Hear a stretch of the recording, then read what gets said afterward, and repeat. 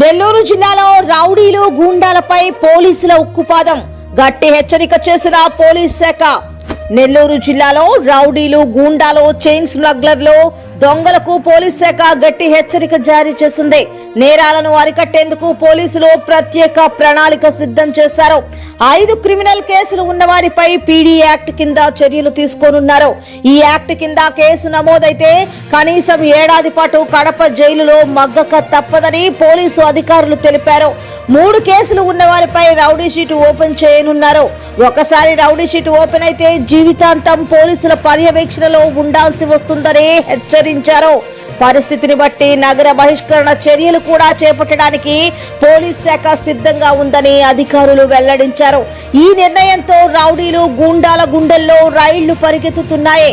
పోలీసులు ఈ కఠిన నిర్ణయానికి నెల్లూరు జిల్లా ప్రజలు శబాష్ పోలీస్ అంటున్నారు. తెలుగుదేశం కూటమి ప్రభుత్వంలో పోలీసుల పనితీరు పట్ల ప్రజలు సంతోషం వ్యక్తం చేస్తున్నారు.